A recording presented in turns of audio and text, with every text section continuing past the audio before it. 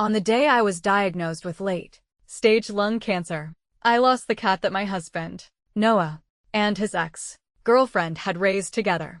Ava, he said, if you can't find the cat, don't bother coming back. Later, I died, and I never returned to her home. On the day I was diagnosed with late-stage lung cancer, the doctor asked me with a serious expression, "Why did you wait so long to come to the hospital?" After coughing for so long and experiencing tinnitus, I thought it was just an allergy to the cat. The doctor seemed to find this hard to believe. "You have an allergy, and you still keep a cat?" "Yes." It was my husband's and his ex-girlfriend's cat. I was still in a daze as I walked out of the hospital. This morning, when Noah had left for work, he hadn't closed the bedroom door properly, and the cat he kept had slipped in. The name, Teacup, his ex-girlfriend had given it, because it was a real drama queen, always clinging to him, and affectionate with no one else. After he left the house, it would always jump onto the bed and curl up where he had slept, and I, with my cat allergy, would start to cough and sneeze. This time, it was particularly severe. I had been woken up by my own coughing. Unlike before, my entire chest ached with a raw pain. When I saw the streaks of blood in my hand, I was stunned. I had never thought that a simple allergy could cause such a serious problem. But the doctor had told me that my lung cancer was already in its late stages. The cancer cells had even spread to my brain. So that was the real reason for my coughing and my frequent hearing loss. After leaving the hospital, I wandered the streets, not knowing what to do. My body felt heavy, weak, and frail. I had been fine this morning when I came for the check-up. I don't know if it was just in my head, but I felt like I was really dying.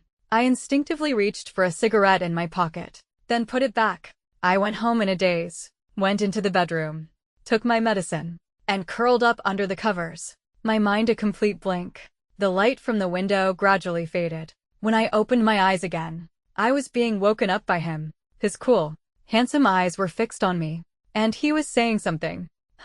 For a moment, I couldn't hear what he was saying.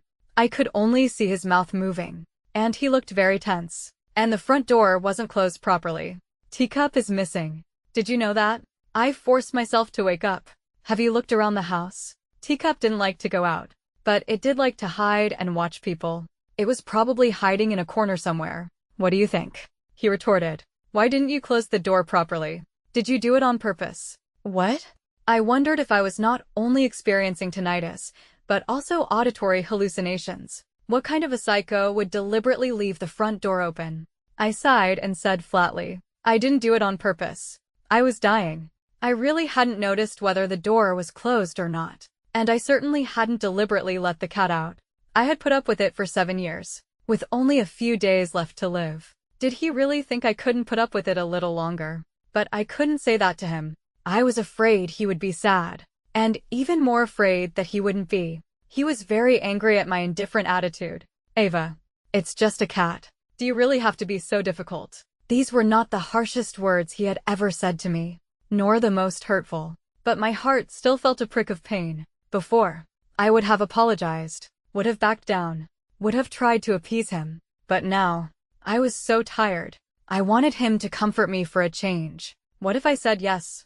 I looked up at him, my voice flat. "You know I'm allergic to cats. Would it be so hard to give it to a family member or a friend to take care of?" He was stunned for a moment. Then his narrow eyes turned cold. "Do you know what you're saying? If you couldn't accept Teacup from the beginning, you shouldn't have said all those nice things. You know what I hate the most." I was silent. Of course, I knew. He frowned at me. "Ava, if Teacup is gone, don't bother coming back." With that, he slammed the door and left. The last bit of hope in my heart instantly dissolved. It was as if I had just woken up from a long dream. I suddenly understood. It turns out that no matter how many years I had been by his side, I was still less important than his ex-girlfriend's cat.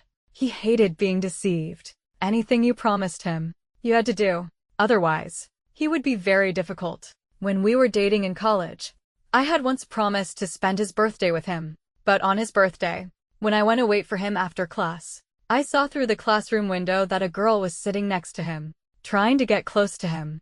And he was neither encouraging nor rejecting. His cool, handsome eyes filled with a careless indifference. As if sensing something, he turned his head and saw me through the window. I turned and left. I thought he would apologize, that he would come and comfort me. But the next morning, I found that he had blocked me on all platforms. He had given me the silent treatment for a long time. No matter how much I apologized, he wouldn't talk to me. His coldness made me think our relationship was over. Until one time, when I was waiting for him after class, it suddenly started to rain. I didn't have an umbrella. He, holding a black umbrella, walked straight out into the rain, not even glancing at me. His back was so straight, so cold. His figure quickly disappeared into the bustling crowd. The lights of the building went out one by one behind me. In the empty campus, only a few security guards with raincoats and flashlights were left, urging me to go back to my dorm. I whispered to the rain, "Noah, I'm never going to like you again." I was crying as I walked out into the rain, because the campus was almost empty. I cried without any restraint. And then, at a corner, a pair of cold hands suddenly pulled me into an embrace. I gasped, but in the next second, my breath was stolen. When the security guard's flashlight shone in our direction, he tilted the umbrella to block the light. I was nestled in his arms, clutching his collar, sobbing as I kissed him. He impatiently wiped the tears from my eyes. "Stop crying, Noah." I called his name softly. "Can you stop being angry?" He let out a derisive laugh, his pale face even more distant than the moonlight. You're afraid I'm angry." I wrapped my arms tightly around his waist and, standing on my tiptoes, tried to kiss him. He tilted his head back to dodge, and I ended up kissing his chin. "Noah, from now on, I'll spend every birthday with you. I promise."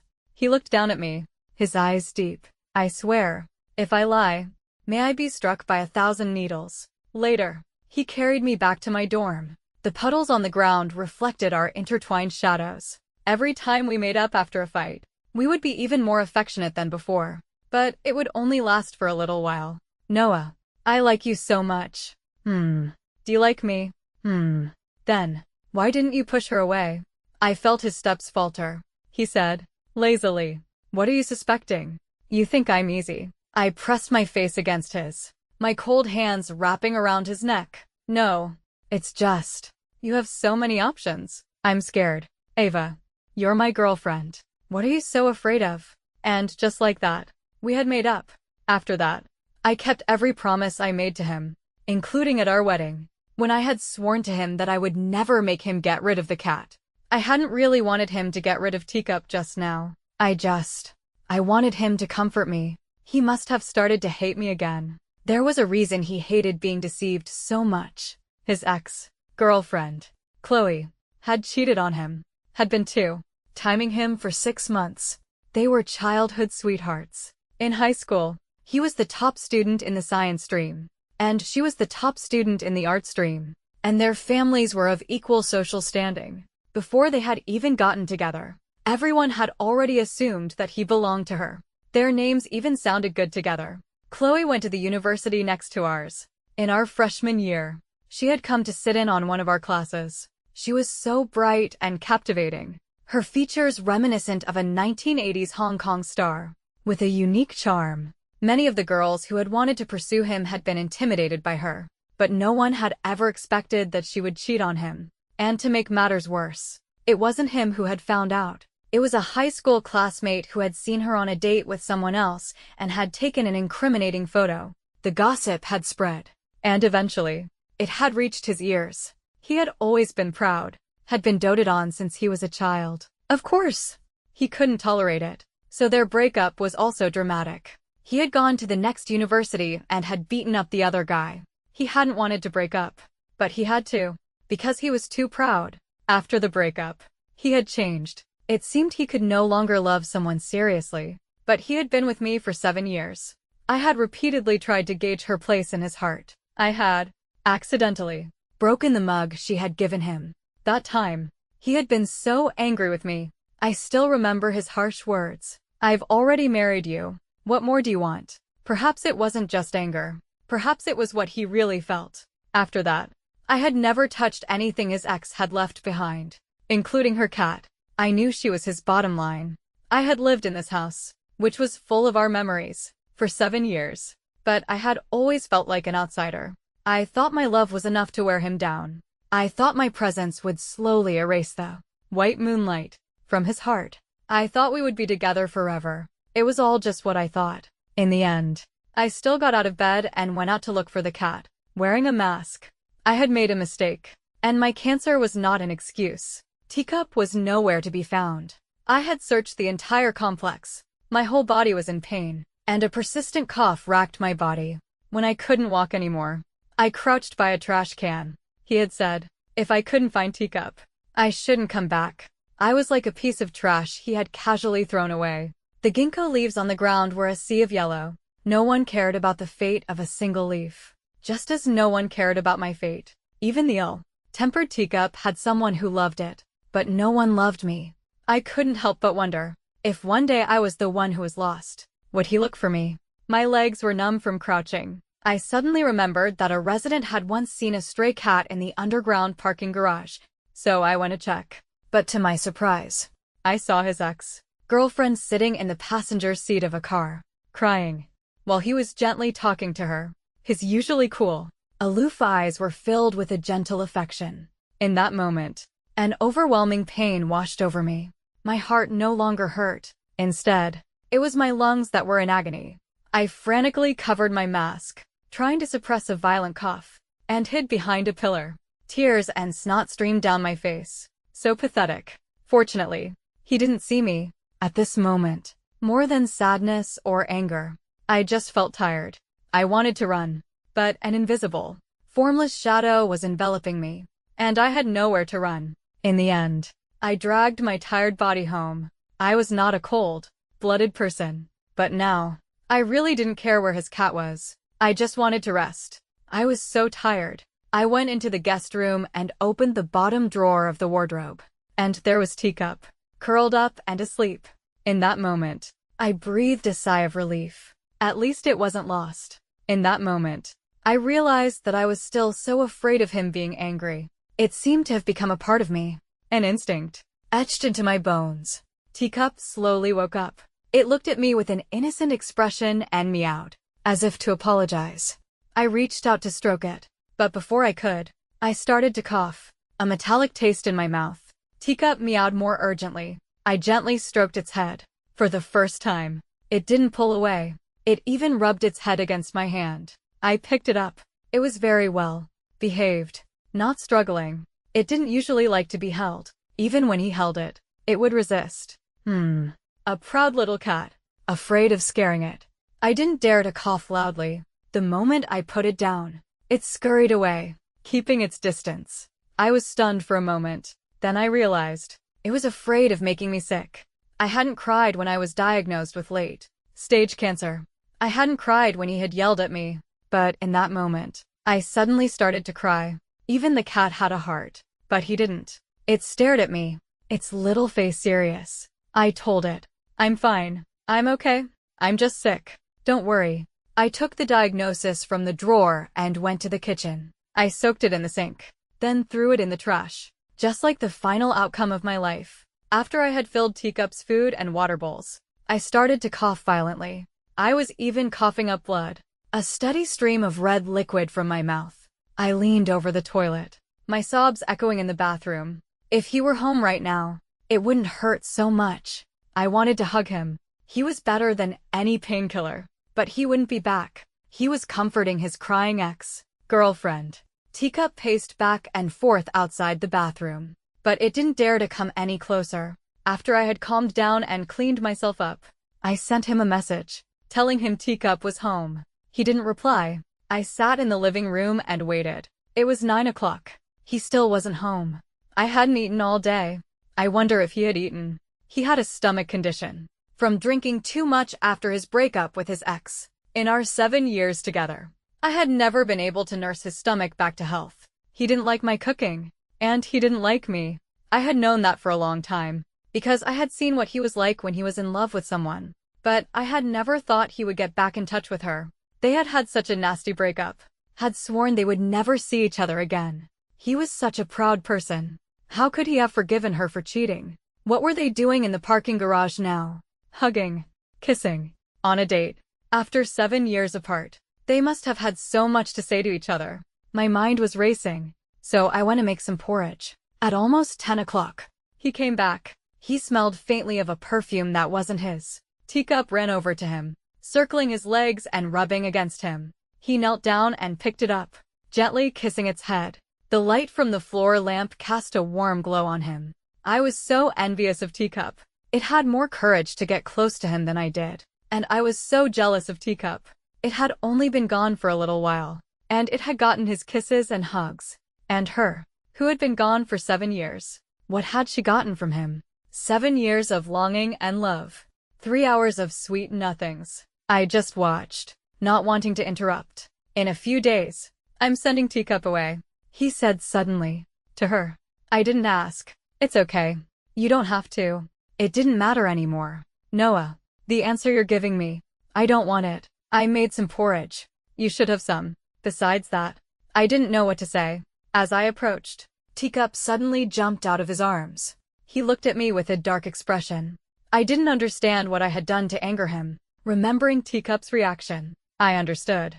He must have thought I had done something to the cat. I found it amusing and actually laughed out loud. Noah, we've been together for 7 years. In your heart, am I just a cat? Abusing psychopath. He rubbed his temples, as if he didn't want to talk. That's not what I meant. I didn't speak. He turned and went to the kitchen to get some porridge. I saw him take a sip, frown, and put the spoon down, but he didn't say anything. I stood in a corner, staring at him, like a gloomy ghost. I said, without thinking, Noah, if you don't like my cooking, you don't have to eat it. No one is forcing you. Just as if you don't love me, you don't have to marry me. If you want a divorce, you can just say it. But, can you not make me feel like everything I do is wrong? Can you not make me feel like an outsider who can be kicked out at any moment? Can you not? Make me so sad. Sadder than death. The image of him wiping her tears. It was a delayed, dull pain.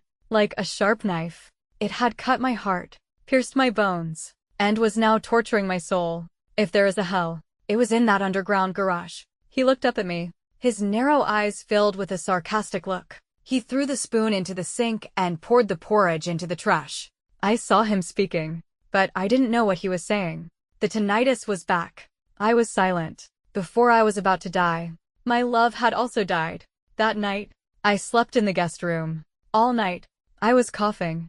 The soundproofing in his house was very good. He couldn't hear a thing, but my hearing, which had briefly returned, could faintly hear Teacup scratching at the door. As dawn was breaking, I finally drifted off to sleep. I dreamed of our college military training. I had had a heat stroke and had fainted, falling backward into someone's arms. A lot of people were teasing us. I still remember his dry voice, like the wind, brushing past my ear. I have a girlfriend, bro. But he had still carried me to the infirmary. I had whispered in his ear, I'm sorry, I must be heavy. Not at all. The dream ended abruptly. I woke up crying. If only time could have stopped in that moment. My lungs hurt so much. My whole body ached. In the morning, I made porridge again, as if nothing had happened last night. He didn't even look at me as he left. After taking my medicine, I put on an eye mask and curled up on the chaise lounge on the balcony. My best friend called me, asking what was going on with him and his ex. She said he had gone to their company today to talk business, and he had brought his ex with him. If it hadn't been such a big deal, she would have been tempted to give him a piece of her mind. The autumn wind was cold, blowing into my lungs, and I started to cough again. I could only hear my best friend's exasperated voice. Can you just get rid of that cat? If you keep coughing like this, you're going to cough yourself to death. I clutched my chest, trying to make my voice sound normal. Mia, don't worry. Noah and I have no future, so even if he gets back together with his ex, I don't care. Don't cause him any trouble. I don't want you to lose your job over this. I would feel so guilty. As for Teacup, it was cuter than him. Of course. I couldn't get rid of it. When did you get so clear-headed? Did some tragic story from the past finally knock some sense into you? I smiled. Don't be ridiculous. Just do your job. All right. But you're not divorced yet. If your friends find out, they'll definitely laugh at you for being cheated on by that loser. Why don't you just get a divorce? I know they say you shouldn't break up a marriage, but today, I'm breaking this one up. Okay. because of the lost cat incident. He and I were in a cold war. Before, I would always be the one to appease him. But now, I was in pain all over my body. Sometimes I would be so dizzy I would throw up. And I would often cough up blood and have tinnitus. So I really didn't have the energy for him. And I didn't want to. I disbanded my studio and became unemployed, spending my days at home, basking in the sun. After all, just pretending to be a normal person was already exhausting. And he was completely oblivious. Is my acting really that good? Late at night, he opened the door to the guest room. He smelled strongly of alcohol, and it was mixed with that strange perfume. The moment he got close, I, who had been awake, started to cough. He suddenly pinned me down. I was afraid I would throw up blood and pushed him away. He fell to the floor. He was clearly drunk, but it looked as if I had used too much force. Ava, can you not? He was saying something, but I couldn't hear him. But seeing his dejected look, I couldn't help but soften. The floor is cold. I held out a hand to him. His hand was warm and fiery hot. Go take a shower.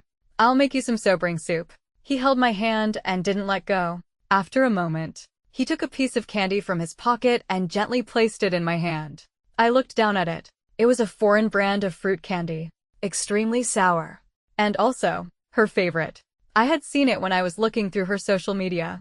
But Noah, I have a toothache. I can't eat sour things. And I hate sour things. After he went into the bathroom, I threw the candy in the trash, along with our 7-year relationship. Actually, it had been more than 7 years, but it didn't matter anymore. Noah, this time, I don't want you. And I never expected that the last straw that would break our relationship would be a small piece of candy. When he came out of the shower, he seemed to have sobered up a little. He didn't do anything else, just sat at the dining table in his black pajamas. Drink it and get some sleep. I placed the sobering soup in front of him. He took a sip with a spoon, then spit it into the bowl. Ava, if you don't want to do it, then don't. He leaned back in his chair, dejected, as if he were deeply disappointed. I took the bowl and threw it into the sink, the loud crash echoing in the room. Then go find someone who can make it better for you. Don't drink mine. His cool, handsome eyes were filled with a layer of anger. What do you mean by that? What do you mean by taking her to Mia's company? To tell me, through her, that you've gotten back together. To force me to make way for her. He was stunned for a moment. Then his expression became a little strange, as if he weren't so angry anymore. She's my assistant now. I can. Before he could finish, I cut him off. Noah, I can let you two be together. He was stunned, his eyes slowly filling with a sarcastic look. He sneered. You're so magnanimous. I looked at his face and suddenly felt that he was a stranger. I didn't know what he meant by that. We had been together for 7 years. Why did I still not understand him at all? I didn't want to fight with him. So I said, Noah, 2 days from now is our wedding anniversary. Let's go hiking. To the mountain we used to go to in college. Perhaps because the topic had changed so quickly. He was a little dazed, but he still said, whatever you want. Hiking. It was a very strenuous activity for me. Fortunately, there was a cable car. I sent him a message, asking to meet at the top of the mountain. A long time after the agreed time, he finally called me. Ava, something came up at the company. I can't make it. You should go home early. Is it the company? Or her? Noah, if you don't come today, then, let's get a divorce. Ava. He suddenly roared. Chloe fell. She's in a critical condition. I really can't get away. As for a divorce, don't threaten me with that. With that? He hung up. Threaten him with a divorce. Right. This wasn't the first time I had brought up a divorce. We had been together for 7 years. Married for 3. Of course. We had talked about a divorce. I had once been a very impulsive person. At that time, he hadn't liked me that much. But he also hadn't been that annoyed with me. When he was first starting his business, he had come home from a business dinner with a bright red lipstick stain on the back of his suit. I was so angry at the time, even though I knew he wouldn't cheat, that it was just a trick someone had played on him. I was still consumed by rage. I cried and threw his suit on the floor, saying that if he ever went to another business dinner, we would get a divorce. He was sitting on the sofa in his white shirt, a look of weariness on his face, his eyes cold as he looked at me. Whatever you want. He was so sure of my love for him. I could even see the unspoken words in his eyes. You wouldn't dare. Right. I wouldn't dare. The person I held so dear in my heart. How could I give him up? My sunk costs were too high. All these years. He hadn't changed. Had freely squandered my love. But I had. Now. I wasn't threatening him with a divorce to get him to care about me more. I just didn't want to die with the title of his wife. I could be anyone. But I would never be his lover again. I would rather die than love him again. After I first threatened him with a divorce, he had given me the silent treatment, treating me like air. I had deliberately made noise to get his attention, but it was useless. I had, accidentally, bumped into the corner of the table and cried out in pain. But it was useless. I didn't want to talk to him anymore, until I saw the bottle of safflower oil on the nightstand. My love for him had instantly reached its peak again. That night, he had his back to me. I carefully hugged him from behind and whispered in his ear, "Noah, are you asleep?" "Yes," he said, his voice cool and indifferent. "I am. Don't be angry with me. I was wrong. I'll never talk about a divorce again." I rolled over to face him and kissed his chin. He sneered. "Don't be difficult. I'm tired, but I want you to hold me." "Ava, you're so annoying." "I'm not annoying. I just like you."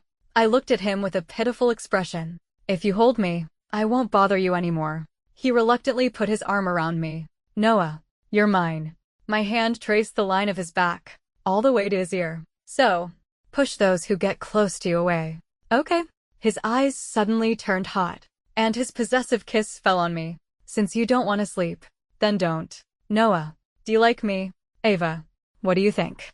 I didn't know. I really didn't. At that time, she hadn't come back yet. He would occasionally be willing to comfort me. I was always lost in his occasional moments of tenderness, as if a little bit of sweetness could erase all the bitterness. But it couldn't. The grievances never disappeared. They just accumulated, like a snowball, getting bigger and bigger, until no amount of sweetness could cover the bitterness in my heart. Just like that night, after I had thrown away his candy, I had found a large jar of colorful candies on the table. They were beautiful, and they looked sweet, but I didn't want them anymore. "Noah, oh Noah, please don't suddenly realize you like me after you've lost me. I would find it so disgusting. And so cheap." After returning home, I started to pack my bags. Teacup was watching me from the shadows. I never thought that I would be the one to leave before it. "Teacup, you've won." I teased it. Before I left, I placed the divorce papers on the living room table. I checked one last time to make sure I hadn't left anything behind. And then I finally left. "Goodbye, Teacup." It rubbed against me and meowed twice. I don't know if it will miss me after I'm gone, or if it will just be more brazen in taking over my territory. I opened his social media one last time. He hadn't updated it in 7 years, but his old posts were still there. Not many, but they were all about her. The day of the exam, he had finished early and had stood outside her exam room, waiting for her, complaining that she was a slow writer. The last class of the morning, their teacher had gone overtime. He had waited at the door for her to go to lunch together, saying she was like a pufferfish, that she would get angry if he didn't wait for her. In the evening, he would occasionally sneak out to play games, but he would always be at the school gate at 9:30 to pick her up. There were no passionate memories, not a single word about love, but it was full of love. His only follower was also her, and in her social media, the man who had not even smiled in our wedding photos was laughing so freely in her pictures. In their high school graduation photo, the two of them were standing together, and even the sunlight seemed to favor them. My heart was empty, but it didn't hurt. I uninstalled the app and ended my life of spying on them. Mia, knowing I was divorced, invited me to a bar to celebrate my newfound freedom. That night, I put on a very bright lipstick and a black slip dress, and sat at a booth, smoking. Anyway, it's too late to quit now. I might as well just go all out. Mia had wanted to drag me onto the dance floor, but I really didn't have the energy, so I refused. Just as my cigarette was about to burn out, someone walked up to me and, bending down, asked, "Miss, can I get a light?"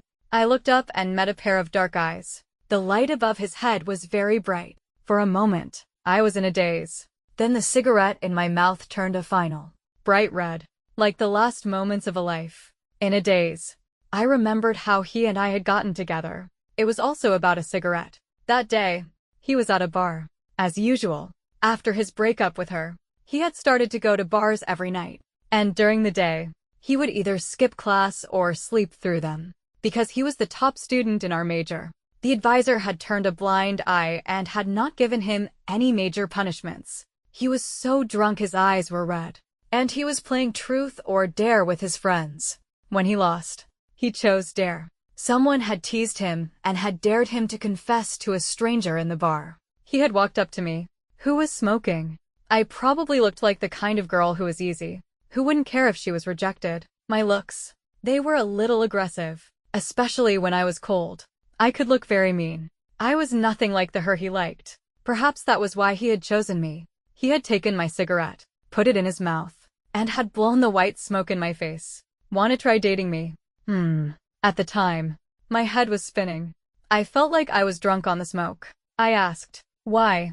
His thin eyes were a little red from the alcohol. He looked at me with a nonchalant expression. You don't like me? I do. I nodded. Then, he had kissed me. It was a kiss that tasted of mint and smoke. In the hazy smoke, I saw a man standing in a pile of ruins. That woman had set his world on fire. He had no home, so it didn't matter who he was with. I thought that night was just a drunken dream. But we really did get together. He had only taken one step towards me, and then I had willingly taken the other 99.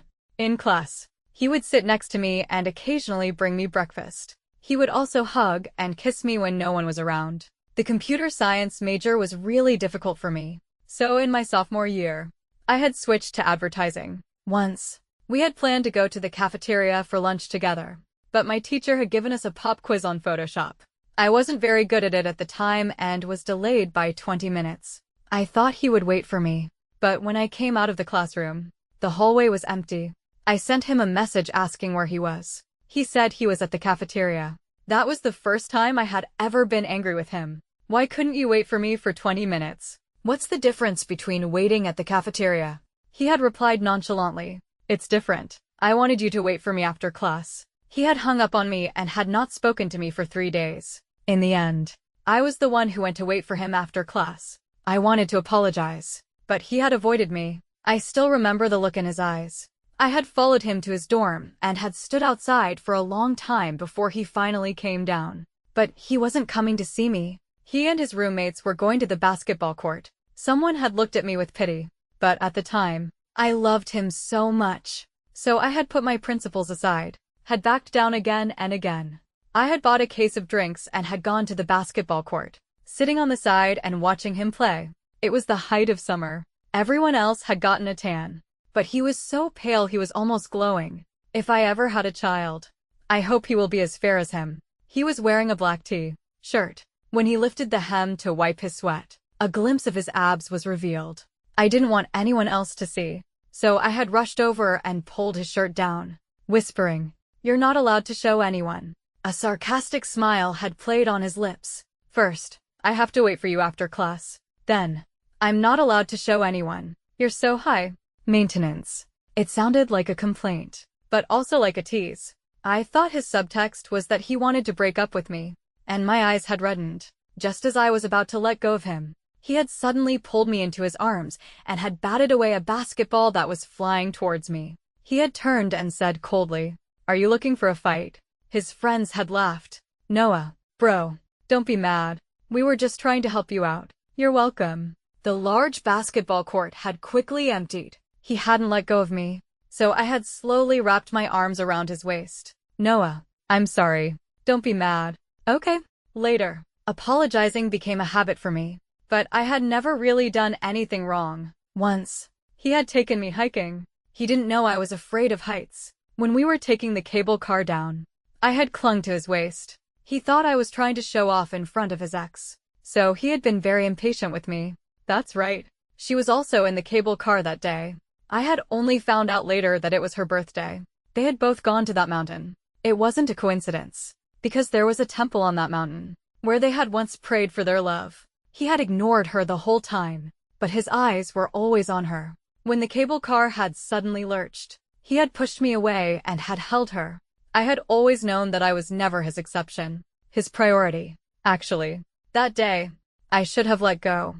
I was so stupid. So stupid. Miss. The young man in front of me called out again. I came back to my senses and tilted my chin at him. He understood. He lowered his head and, with the cigarette in his mouth, touched the end of mine. The next second, he was grabbed by the collar and thrown to the ground. I never expected to see him here, and I certainly never expected him to hit someone. I looked at him coldly. The young man got up to fight back.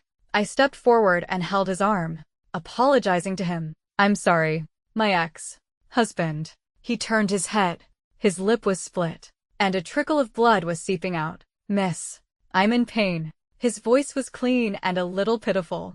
I reached out and touched his lip, whispering in his ear, I'll take you to the hospital in a minute. For now, get me out of here. He was so angry he was looking at me. Ava, we're not divorced yet. Who are you trying to disgust? Fortunately, the light was very bright at that moment, which could hide my pale face. I looked at him, my face impassive. The divorce papers only need your signature. If you think it's disgusting, then you should sign them quickly.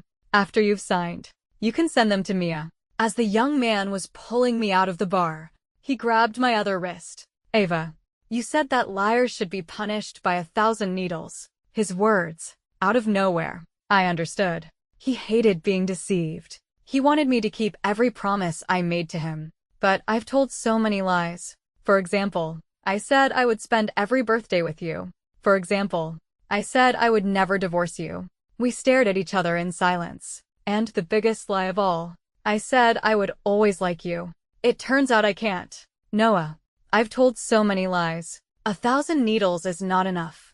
Then he said something, but I couldn't hear him. And it's a good thing I couldn't. I was tired of everything about him. The noisy, chaotic world was silent in my ears. My ears were like a broken radio. His eyes were red, and he was holding my hand so tightly, his expression a mixture of confusion and helplessness. I didn't believe he loved me. It was probably just the natural sadness of losing something. I firmly pulled my hand away. Noah, let's just end it here. Let's have a clean break. He gritted his teeth and looked at me, with a fragile stubbornness. You'd better not regret it. I knew, with an unusual clarity, that I really did not love this man anymore. It wasn't because of the terminal illness. It was because he was always standing on a high tower, looking down on and trampling on other people's love. He knew how much I liked him. But all this time, he had chosen to ignore my grievances and pain, to watch me suffer. He had used my pain to repeatedly test my love for him, to prove that no matter what he was like, no matter how cruel he was, I would never leave him. But Noah, you were hurt in your last relationship. I spent 7 years trying to heal you.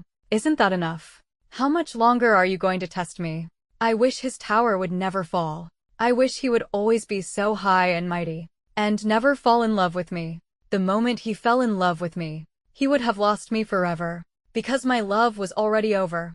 I told him firmly, Noah, you're the one who did something wrong. You're the one who should apologize. You're the one who never says sorry. So, you'd better be the one who doesn't regret it. Don't you ever regret it after you've lost me, because you've already lost the chance to turn back. After leaving the bar, I stuffed a few bills into the young man's pocket. For your medical expenses. Miss, you looked so beautiful just now, when you were being so heartless. The young man's silver hair traced a flamboyant arc in the night. He had a smile on his lips. Are you considering me? They say that the person you like at first sight, you'll like them for a long time. Miss, you're the person I liked at first sight. No matter what, I'm better than that guy inside. Right.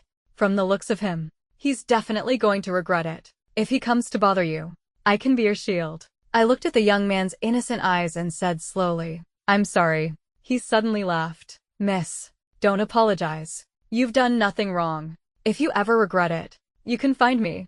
I'll take you away. Before he left his number in my phone's notepad. I slowly deleted the string of numbers. Back home, I flushed all my medicine down the toilet and then took out a bottle of red wine. After opening it, without waiting for it to breathe, I took a swig from the bottle. The cold wine went down the wrong pipe, and I started to cough violently. I spat out a mouthful of red wine. The first time I had had red wine, I had also choked. At the time, he had licked the wine from my chin and had kissed me. As I was spitting, I realized that I hadn't had that much red wine. What I was spitting out was blood. A lot of blood. A continuous stream of blood. Noah, I lied to you. So I'm swallowing 1,000 needles. That's a promise I made to you. I've kept it. Right. I don't owe you anything anymore. The sky outside the window never brightened again. I can't think of a gentle way to say goodbye to this world. Death is the last tenderness it has to offer me. Before I closed my eyes, I seemed to see the young him. His clean features. His dark eyes. He was the person I had liked at first sight. The person I had liked for 13 years. My father had died of cancer when I was very young. My mother had remarried a violent man. Whenever he got drunk, he would hit me and my mother. I had tried to get my mother to leave him, but she had said that when he was sober, he was a good person. She told me to just endure it, that it would be better when I grew up. I understood. She had no way to survive on her own. She had to depend on him. She had no courage to leave. But she didn't know that I was so scared. Even when he was sober, I was on edge, never knowing when he would get drunk, when he would suddenly become violent. That fear tormented me day and night. Once, he was drunk again. Because I had talked back to him, he had almost beaten me to death. When my mother had once again refused to get a divorce, I had run away in the middle of the night. I had a fever at the time, when I couldn't walk anymore. I had crawled into a trash can, thinking I would just die there. When the sun came up, the moment the trash can lid was opened, the moment I saw him, I had fallen from the darkness into the light. And from then on, I had been hopelessly in love with him. He was a ray of light that had pierced my dark life. He was my salvation, and also my abyss. Our eyes met. He was as beautiful as an angel. He had lifted me from the trash can, had taken me home, and had given me a very, very sweet piece of candy. Later, I had always thought that if he hadn't given me that first piece of candy, perhaps I wouldn't have been so greedy for a second. After my mother got pregnant, that man stopped being so violent. After I went to a boarding school, I never went back to that house. At 4 in the morning, when I was working at a convenience store, when the boss deliberately docked my pay, when the teacher called me out for not paying my tuition. So many difficult moments, when I wanted to give up. When I saw him, I found the courage to go on. Even if he didn't belong to me, even if he didn't know me, even if he had forgotten me. For 3 years of high school, when he was waiting for someone else after class, I was also waiting for him. Liking him was really hard, but not liking him, that would have been even harder. After the college entrance exams, I had gone to his university. At the time, I had thought that every extra glance I got of the person I liked was a win. But later, I had wanted all his love. I was wrong. I should have just had a secret crush. I should have never let this relationship see the light of day. Noah, on our wedding anniversary, I went hiking to the temple you and she used to go to. I lit 3 incense sticks and made a wish. I prayed that in our next life, we would never meet again. I think Ava has changed recently. She's always so dismissive of me. Before, when I came home, she would always be at the door in an instant. But lately, she doesn't seem to have heard me come back. She just stares at the TV. The TV is on mute. She must have known I was back. I was very unhappy, so I deliberately ignored her. Her cooking has also become very careless. The taste is really strange. Doesn't she even taste it? Her porridge used to be so good. Now it's so salty. Even if she's being dismissive, she doesn't have to be like this. I've seen her when she loved me, so she probably doesn't love me anymore. The day Teacup went missing, she was actually sleeping in the bedroom. I was so angry. I asked her if she knew how dangerous it was. How could she not have closed the front door? But she just looked at me with a blank expression, as if she were annoyed by my concern. Her face was very pale. The anger that had been building up for days finally exploded. And I said some very harsh things. Actually, I regretted it as soon as I said it. I knew I should apologize, but I couldn't. I don't think I've ever apologized to her. It's as if no matter what I do to her, she will never leave me. When I was out looking for the cat, she suddenly called me. She said she was in the underground parking garage and wanted to see me. To be honest, I was a little annoyed, but we grew up together. Even if I don't love her anymore, I can't just ignore her. She was crying and telling me that she had been cheated on. I wanted to laugh, but I held it in. I was probably feeling a little guilty. I subconsciously wiped her tears. She said, annoyed, I know you want to laugh. And I said, You deserve it. She asked me if she could work at my company. She wanted a divorce and needed to earn money for her baby. I agreed. I knew she wanted to use me to get money. I also wanted to use her. So we made a deal. After she left, I sat in the car for a long time. I didn't really want to go home. I was a little scared. When I got home, I had originally wanted to talk to her properly. I had even decided to get rid of Teacup for her. She shouldn't be angry with me anymore. Right. But she didn't seem to care at all. She wasn't even happy.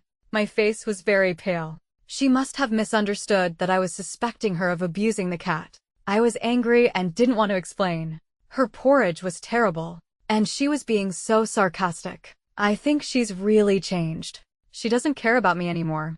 That night, she didn't come back to the master bedroom. I couldn't sleep all night. I'm not used to not holding her. Even though my arm would go numb, she would sleep so soundly. She really liked to kiss and hug and be held. Actually, I liked it too. Especially when she would look at me with those bright eyes and come and cling to me. She was 100 times cuter than Teacup. I want the old her back, not this cold her.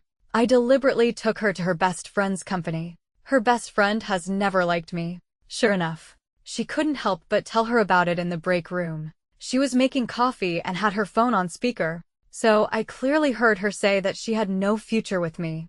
I was so angry, and also so sad. I didn't believe she really didn't love me anymore. I deliberately gave her the cold shoulder. I would go to the company before she was up and come home after she was asleep. But she didn't say anything. Her eyes, they seemed to have no light in them. And no me. That night, I couldn't help but go into the guest room and say I was sorry. I shouldn't have been so harsh with her after Teacup went missing. I asked her if she would stop being angry, but she didn't speak. Her expression unchanging. She really didn't care. I was scared.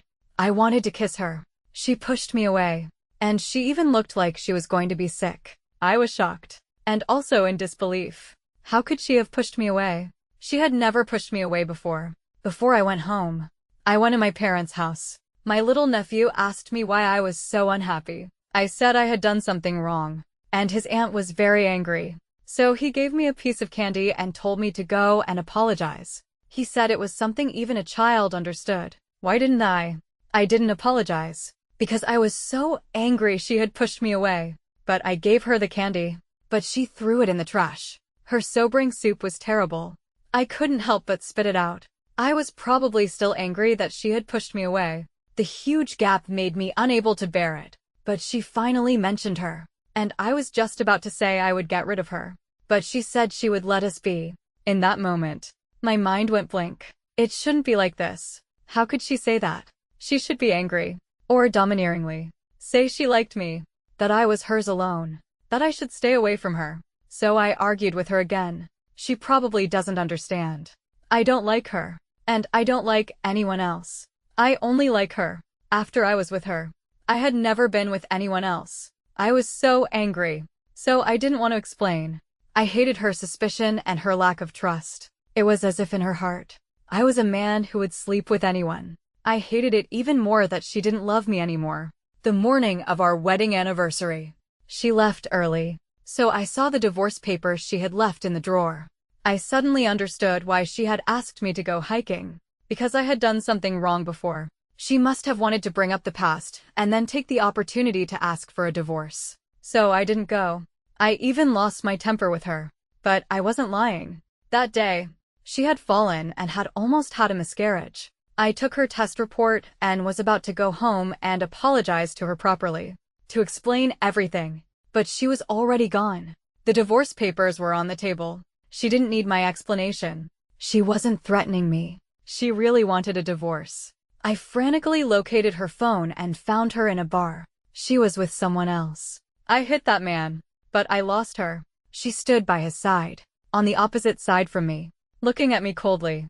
I could no longer see a trace of love in her cold eyes. I think I really lost her. But she had said she would always love me. She had said that even if we fought, she would still love me. As long as I stood in the same place, she would love me. She was a liar. The moment I thought she didn't love me anymore, I lost control. The words that should have been an apology turned into hurtful words. I said, liars should be punished by 1,000 needles. Those who deceive will not have a good ending. She said she had told too many lies. That 1,000 needles was not enough. She admitted that she didn't like me anymore. I knew she wouldn't lie. I felt that in that moment. She had killed my soul. In my entire life, the only thing I had ever believed in was that Ava liked Noah. Ava would always like Noah. After she left, I thought about looking for her, about winning her back. But she didn't love me anymore. I didn't want to be a groveler. The days without her were even more agonizing than I had imagined. My love for her was like a tide, drowning me day and night. And it was only after she had left that I realized that love has a delayed effect. My karma had come. Finally, when I had decided to put aside all my pride and go find her. She had disappeared. I couldn't find her. I couldn't find her anywhere. The phone location had been invalid for a long time. She didn't want me anymore. I had never thought she could be so cruel. The person who had never left me after countless arguments. Now she had completely disappeared. I even started to wonder if she had ever loved me. I admit that after she had cheated on me, I had been unwilling to let go. But I wanted to tell her that I had long since stopped liking her. I also wanted to tell her that the reason I had gotten together with her was because her eyes were beautiful. When she looked at me, her eyes seemed to be filled with light. I could always clearly feel her love. From high school to college, her gaze had always followed me. Actually, I had always known. Because I had seen that kind of look too many times. Her love. It couldn't be hidden. I suspected Mia had hidden her. So I would often wait outside her building. In the cold winter, she came down with a basin of water and threw it in my face, telling me to get lost. She cried and said I deserved it. She told me not to disgust people, to get as far away as possible. She said a lot of harsh things. So I never went back again, because she would be unhappy. I made some very salty porridge and ate it all. She still didn't come back. Teacup also left me not long after. The day it died, it was curled up on her pillow, meowing. I suddenly understood. It had actually liked her too. The reason it had avoided her was because it knew that if it got close, she would have an allergic reaction and be uncomfortable. Running away was to avoid hurting her. But I had understood too late. I still remember one of our arguments. She had said, "Tell me you're sorry." I hadn't. She had cried and said, "You won't even say you're sorry. How am I supposed to forgive you?" But she had still forgiven me. I dreamed of her again. I was waiting for her outside the classroom after class. She ran towards me and said, "I've waited for you so many times. It's finally your turn to wait for me." Silly girl. I'll always wait for you. And then I woke up crying, because I had never waited for her. Every time she was angry, she was loud, but her voice was small. And when she really left, it was silent. I changed the front door lock to a password lock. The password was her birthday, but she never came home. The candy in the trash was very sour, so she deserved to throw it away. I deserved it too. Teacup didn't run away. The porridge was very salty. The sobering soup was very bitter. The truth behind the silent TV. It was all revealed later, one by one. And how many truths did I not know? I finally realized that I thought I had only made one mistake. But it turns out I had made 9,999 mistakes without even realizing it. But I had only said, "I'm sorry," to her once.